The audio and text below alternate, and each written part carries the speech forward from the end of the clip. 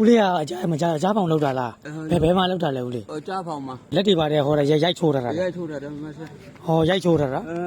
အားလုံးပဲမင်္ဂလာပါရွှေစင်း YouTube channel လေးကနေပြန်လည်ကြိုဆိုလိုက်ပါရှင်အခုတင်ဆက်ပေးမယ့်ဗီဒီယိုလေးကတော့ဒီကြားဖောက်မှာအလုံးလုံးတဲ့သူတွေเนาะဒါဦးလေးတွေရောအကူတွေရောဒါလုံးဝကိုတတိထားမဲ့ဗီဒီယိုဖိုင်လေးပဲဖြစ်ပါရှင်တချို့ဆိုလို့ရှိရင်လည်းเนาะဒါမိသားစုစားဝတ်နေရေးအဆင်မပြေလို့เนาะဒါသူတို့သွားကြတယ်နောက်ထပ်သူတွေကတော့เนาะဒီကြားဖောက်ကိုဒါရောင်းစားခံရတဲ့သူတွေလည်းရှိရရှင်ဒီလိုမျိုးကြားဖောက်လုပ်ငန်းတွေမှာเนาะဘာတွေကြုံတွေ့ရလဲဆိုတာเนาะဒီဗီဒီယိုဖိုင်လေးကိုအဆုံးထိလိုက်ပါကြည့်ရှုပေးဖို့အတွက်ဖိတ်ခေါ်ချင်ပါတယ်ရှင်ဦးလေးကကြားပေါင်လောက်တာလားဘယ်မှာလောက်တာလဲဦးလေးကြားပေါင်မှာဟိုတာဘဲမြဲအဆင်းမှာအဆဲဟိုတာလားရေးဟိုတနင်္လာကြီးလားတနင်္လာကြီးရေးကိုဟုတ်ကဲ့အခုလက်တွေပါတယ်ဟောတာရိုက်ချိုးတာရိုက်ထိုးတာတယ်မဆဲဟောရိုက်ချိုးတာအဲ့ဒါကိုကြိုက်ပြီးတော့မျက်လုံးကမမြင်တော့လည်းထိုးထားတာတွေရွက်တွေလည်းဒီမှာဦးလေးကကို65နှစ်ကိုဒီနေရွက်တွေကသူတို့လောက်တာလားသူတို့လောက်တာခင်ဗျာဩဘယ်လိုတွေလောက်တာလဲနေကတော့နော်ခိုင်းကြည့်မယ်နော်ဟောကိုင်းကြည့်ပါခင်ဗျာဟောဒီနေရွက်တွေကိုဘယ်လိုတွေလောက်တာရိုက်ထားတယ်ဆရာဟောရိုက်တာကျိုးဒီလိုကျိုးကြီးတွေဒါလောက်ကြီးတွေရှိတော့ဝိုင်းအောင်မခွင်တခါဟိုကနေလမ်းကျိတ်ခံပေးလိုက်တယ်နော်ဒါဒီကနေဟိုဦးလေးသွားမဲ့တပြေကုန်းတဲကုန်းပြီးလောက်ဝင်ပေးရရွာဟိုပို့ပဲနောက်နေ့ဖုံးဆက်ပြီးဦးလေးအလူငွေလေးပါလေရရင်လားလူပေးအောင်မယ်နော်အခုအသက်65နှစ်ကိုဟိုမှာလှုပ်သွားလှုပ်တာသူတို့ကျွေးတွေပါလေပေးခဲ့ဖို့ရှိသေးလားမရှိပါဘူးကျွန်တော်ပတ်စံလည်းမရဘူးသူတို့ကရောင်းစားသွားတာဟောလူကိုရောင်းစားခဲ့တာဝီဇာနဲ့လူတွေသေးကုန်ပြီလားသေးတဲ့လူတွေလည်းသေးကုန်ဟုတ်လားဦးလေးဘယ်နှစ်ယောက်လောက်သေးတာလဲဦးလေး12ယောက်လောက်သေးတယ်ခင်ဗျာဟာဦးလေးကန်ကောင်းတယ်နော်ဦးဒီကိုမြောင်ပြန်ရောက်လာတာကျွန်တော်ရေးတစ်ဖက်တည်းဒီတစ်ဖက်ကကတော့ဒီနှစ်ကန်းလေးမှာထိုးတာထိုးထားကိုကြိတ်ထားတာကို65နဲ့ကိုဖေးရွယ်ဟိုသွားတယ်လေကျိုးနေဟိုမှာနေရွက်တွေလည်းလောက်ထားတာဒီဟုတ်လေအဲ့တော့ဒီအိုးဝေးလေးနဲ့လိုက်သွားလိုက်နော်ရိုင်းနေနော်ဦးလေးရွာကိုလိုက်ပို့ပေးမယ်နောက်နေ့ကျွန်တော်ဖုံးပြန်ဆက်ပေးဟုတ်ကဲ့နော်ကျွန်တော်နှစ်ဖက်တက်ဆက်ပေးမယ်ဖုံးဆက်ပေးနောက်အလူငွေလေးရရင်လားလှူပေးမယ်ဦးလေးဟိုမှာမမီးဘူးဟိုမှာတောင်မွေးလို့ဘူးတောင်မွေးလုပ်ပေးလိုက်ရောက်ရိုက်တာအမှန်ဟောပေါ့နိုင်ကျင်းစာပေါ့ကြာဟုတ်ကဲ့ပင်လေထဲမှာဆိုတော့ပြေးလို့လည်းမရလွှားလို့လည်းမရအော်လို့လည်းမရ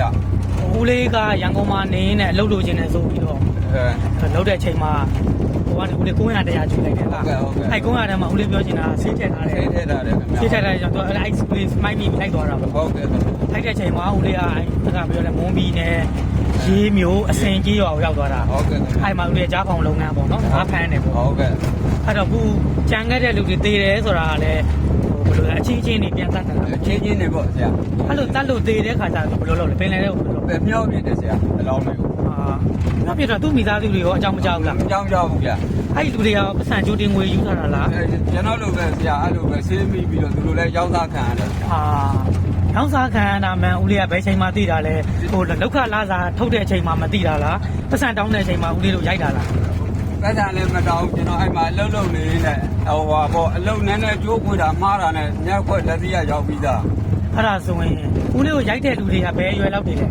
30ကျော်လေးတွေပဲဩဦးလေးသားအရွယ်လောက်တွေပေါ့နော်ဦးလေးက65ဟုတ်ကဲ့ခင်ဗျနော်ဒါကြားပေါင်လုပ်ငန်းကိုလှုပ်တဲ့ဒါဆေးမိသွားတဲ့ဦးလေးပေါ့နော်ဟုတ်ကဲ့ဦးလေးကိုဦးလေးကရောင်းစားတယ်လို့ဘယ်လိုလုပ်ပြီးရောင်းစားတယ်ဆိုတော့ကျွန်တော်အခုနောက်ပိုင်းမှာပြောကြတယ်လေကျွန်တော်ရောင်းစားတယ်ပေါ့ကျွန်တော်မသိဘူးပတ်စံသူတို့ကထုတ်သွားပြီဘယ်လောက်နဲ့ရောင်းစားတယ်လို့ထင်တယ်မသိဘူးကျွန်တော်အဲ့ဒါလဲလောက်စားမှာဘယ်နဲ့မှလည်းမပြန်နိုင်ဘူးကျွန်တော်တို့အေယာဦးဒီဘက်ကပဲများပါတယ်အပေါင်ကပြန်လာတဲ့ဦးလေးကြီးကိုရောက်ပါပြီနော်ကားဆိုဦးလေးကိုမေးအောင်မယ်ဟုတ်ကဲ့ဦးလေးကအဲ့ကြားပေါင်မှာလောလောက်တာဘယ်လောက်ကြာပြီဟိုဟာတော်လည်းနဲ့လာတယ်သွားတယ်ခင်ဗျာဟိုတင်းလာဆိုဘယ်လိုဟိုမယ်နှစ်ကလေးကဒီမိနစ်ကနှစ်ကလေးဟုတ်ကဲ့ခင်ဗျာဟိုသွားလောက်လိုက်တော့ဦးလေးလောက်တဲ့နေရာကမွန်ပြည်နယ်ရေးမြို့အစင်လားတနင်္လာရီတိုင်းဟောတာရေးမြို့အစင်လားတနင်္လာရီတိုင်းနဲ့ကရေးမြို့အစင်မှာတော့အလုပ်လုပ်တာဟုတ်ကဲ့ခင်ဗျာဟောအခုလောက်ခလာစားနေကြတော့မရဘူးဘာမရဘူးဦးလေးကိုဘယ်သူကခေါ်သွားတာလဲခေါ်သွားတာကျွန်တော်ဟောမှာမော်လမြိုင်ဈေးကြုံမှာတွေ့လိုက်တယ်ဦးလေးလှုပ်လှုပ်လာအေးလူတို့လှုပ်လှုပ်ချင်တယ်ဆိုပြီးတော့ခေါ်သွားတယ်ကျွန်တော်900တရားပေးတယ်မရိုင်းတာနော်ကို့အဖေရွယ်လောက်ကြီးကိုမှနော်ဒီလိုမျိုးကိုတီးလက်ရောက်ကျူးလွန်တာတယ်နော်ဒီဦးလေးဆိုလို့ရှိရင်လည်းကန်ကောင်းလို့နော်သူ့ရဲ့ရွာလေးကိုနော်ဒါပြန်ရောင်းလို့ဝမ်းသာနေရတယ်နော်ဒီဦးလေးကိုကြည့်ရတာနော်တော်တော်လေးကိုလည်းဒါသနာဖို့ကောင်းနေရှင့်သူခမညာနော်ဒါကန်ကောင်းလို့ပြန်ရောက်တာရှင့်တမစ်ဆိုလို့ရှိရင်တော့သူလဲနော်အဲ့ဒီကြားပေါင်ပေါ်ကနော်လူတချို့တွေလိုမျိုးနော်ဒီထဲကိုပြစ်ချပြီးတော့နော်ဒါငါးစားမိမှရှင့်ပရိုက်တာအကိုကနော်သူ့ရဲ့မိသားစုတွေရောဒါတွားရောက်ပြီးတော့ဒါကူညီထားသေးရဲ့ရှင့်ဒီလိုမျိုးကူညီတာကနော်တော်တော်လေးကိုဒါစိတ်တက်မွန်မြတ်တယ်လို့ပြောရမယ်ရှင့်ကိုကစားမိတာနဲ့နော်လိုက်သွားလိုက်လဲတော့ဟိုလဲရောက်တော့ကျွန်တော်ဟိုအဲရှင်းနိုင်ရှာတာပေါ့သူတို့ရောင်းစားမှာဟုတ်900ထဲမှာဦးလေးပြောသလိုဆိုဟိုဘာလဲဟိုဘာဆေးတွေပိုက်ထဲတယ်ဟုတ်တယ်အဲ့ချိန်မှာဦးလေးကလိုက်သွားတာနော်လိုက်သွားတာဟုတ်ကဲ့ခင်ဗျာ လိုက်လဲသွားပြီးတော့ဟိုလဲကြာကျွန်တော်အဲစင်းနိုင်လေးလိုက်ရှာပြီးတော့ညာတွင်းချင်းပို့အဲ့ဒါနဲ့ကျွန်တော်လည်းညာတွင်းချင်းမရဘူးမနေ့လဲကြာတခါရှာပြီးကျွန်တော်ပို့ပါ ဟုတ် ကျွန်တော်အဲ့ရောက်တော့ထမင်း3ရက်လောက်မစားနိုင်ဘူးလက်တွေတော်ပြီးတော့ ထုံပြီး ဟုတ်ကဲ့ခင်ဗျာ ခုနောက်ပိုင်းမှာဒီဦးလေးကကျွန်တော်လုံခဲ့တဲ့3လလောက်ကအဲ့ဒီရေးမျိုးကနေဆက်သွယ်တယ်အမြောင်မျိုးနဲ့ပရိုက်တာကိုကိုပြပြအောင်ဒါဒီဦးလေးကိုကျွန်တော်တို့လမ်းစိတ်ခံပြီးတော့ဒီမြောင်မျိုးတဲကုန်းဒီစံနေကြောင်းတဲ့တဲကုန်းဒီလောင်ဝင်နာကတဲကုန်းအုပ်စု ဟုတ်တယ်တက်ကော တဲကုန်းအုပ်စု တပြေကုန်း အုပ် ကြီး စုတပြေကုန်းကြီးပါဆိုတော့တချို့ကရွှေချင်းတပြေကုန်းလို့ပြောတယ်မဟုတ်ဘူးနော်စံနေကြောင်းရင်းနေခွင့်ရနေဒီဘက်ကိုလာလိုက်လို့ရှိရင်ဒါတဲကုန်းအုပ်စုတပြေကုန်းဒီလောင်ဝင်နာကတပြေကုန်းရွာဖြစ်ပါတယ်ပေါ့နော်ဦးလေးနာမည်တစ်ချက်ပြောပါဦး ဝင်းနိုင်ခင်ဗျာ ဦးဝင်းနိုင်အသက်က 65နှစ် 65နှစ်เนาะဦးလေးအဖေရွယ်လောက်ကြီးကိုเนาะဟိုမှာဦးလေးကိုနှိမ့်ဆက်တာ နေစ နှိမ့်ဆက်တော့ဦးလေးကလောက်ခလာသာတောင်းတဲ့အချိန်မှာဦးလေးကိုထိုးတာလား မဟုတ်ဖောင်းမှာကျွန်တော်တို့ကျိုးတွေဆွဲရတယ်ကျိုးလုံးကြီးကြီးတွေပေါ့တစ်ချက်မှတစ်ချက်ထိုးတာမျက်စိတွေအကုန်ကွဲသွားတာပေါ့နားတွေရောသွားတွေပါကျိုးတာ ဟော နောက်ဆုံးလည်းကြောက်ဒီလက်ကိုရိုက်ချိုးပြီးတော့ပင်လေတဲ့တွန်းချလိုက်တာတွန်းချလိုက်တော့လက်တစ်ဖက်နဲ့ကူကဲပါအောင်ပြုတ်ကဲပါအောင်ဆိုတော့ကျွန်တော်တို့ဦးစီးလျက်ဟိုးဘက်မှာရှိတယ်မော်တော်ကအဲ့ဒါနဲ့ကြားလိုက်တာကျွန်တော်ချီမောင်းလာဒါလည်းလာကျွန်တော်ကျိုးဆွဲပြီးတော့ကျွန်တော်မတက်နိုင်တော့သူတို့ဆွဲတင်ကြတယ်ဝိုင်းပြီးဆွဲလေတင်ပြီးတော့ကျွန်တော်အဲ့မှာ8ရက်လောက်နားရတယ်ဖောင်ပေါ်မှာကျွန်တော်ဓမစ်ဖောင်မှာသွားထားပြီးဘာမခိုင်းနဲ့တော့သူ့ကိုကမ်းပြဖို့မယ်ဆို9ပေါင်းလေးလဲလောက်ကျွန်တော်တို့ဆင်းနိုင်လေးလဲလောက်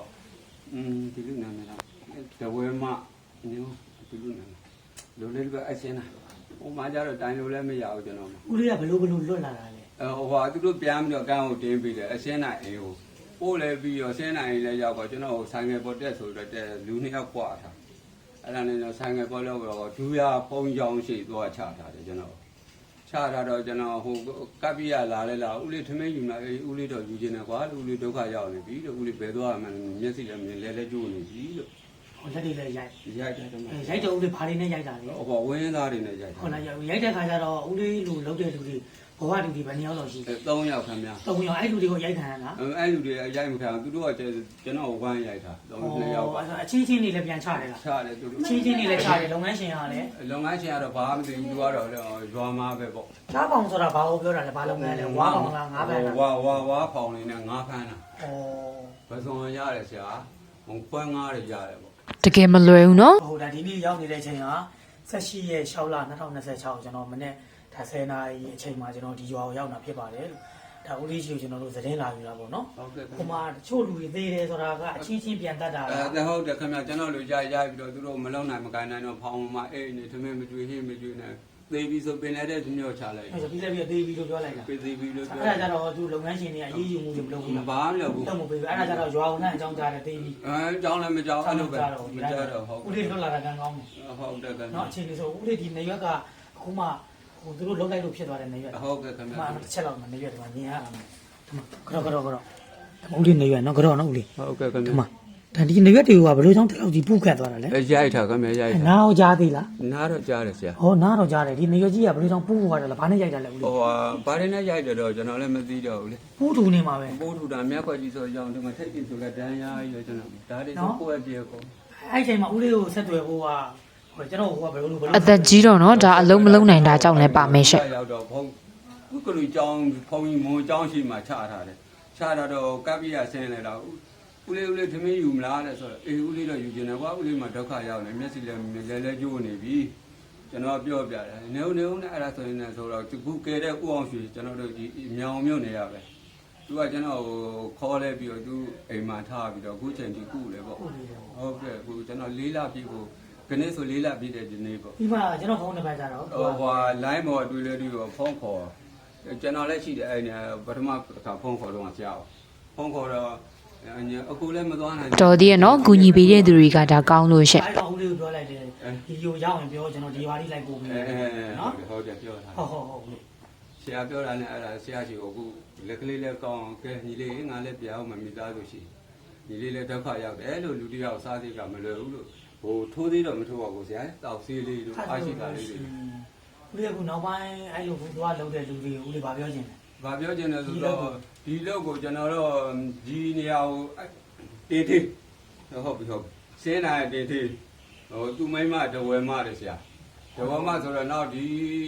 အလုပ်သမားတွေကိုကျွန်တော်ဒီလိုတော့မဖြစ်စေချင်ဘူးပေါ့ ဒီဦးလေးလိုမျိုးအဖြစ်ဆိုးတွေနဲ့မကြုံရအောင်လို့နော်နောက်ထပ်ဒီလိုမျိုးကြားဖောက်လုပ်ငန်းတွေလုပ်တဲ့သူတွေရှိရင်လည်းနော်ဒါလုံးဝကိုသတိထားဆင်ခြင်မှုပြောချင်ပါတယ်ရှင့်ကိုယ့်ရဲ့မိသားစုဝင်တွေထဲမှာနော်ဒီလိုမျိုးရှာဖွေကျွေးမွေးတဲ့သူတွေရှိရဆိုလို့ရှိရင်လည်းနော်အမြန်ဆုံးကိုယ့်ရဲ့အိမ်ကိုဒါပြန်ခေါ်ဖို့ဒါတိုက်တွန်းချင်ပါတယ်ရှင့်ဒီကြားဖောက်လုပ်ငန်းကြီးကနော်တော်တော်လေးကိုမှဒါဇယိုက်ဆန်လုံးနဲ့ရှင့်ကိုယ့်ရဲ့အဖေရွယ်လောက်လည်းမထားဘူးနော်ဒီလိုမျိုးအချင်းချင်းနေတောင်မှသူတို့ကရိုက်ကြတာတဲ့နော်တော်တော်လေးကိုလည်းဒါကြောက်စရာကောင်းနေရှင့်ဒီလိုမျိုးကြားဖောက်လုပ်ငန်းကိုဦးစီးနေတဲ့သူတွေလည်းနော်ကိုယ့်ရဲ့လက်အောက်ငယ်သားတွေဘယ်လိုမျိုးဖြစ်နေလဲဆိုတာကိုလည်းနော်ဒါဂရုစိုက်စေချင်ပါတယ်ရှင်ကျမဗီဒီယိုလေးတော့တက်လောက်ပါပဲရှင်အဆုံးထိလိုက်ပါကြည့်ရှုပေးရတဲ့အတွက်အားလုံးကျေးဇူးအများကြီးတင်ပါတယ်ရှင်နောက်ထပ်ဗီဒီယိုဒီမှာပြန်လည်ဆုံတွေ့ကြမယ်နော်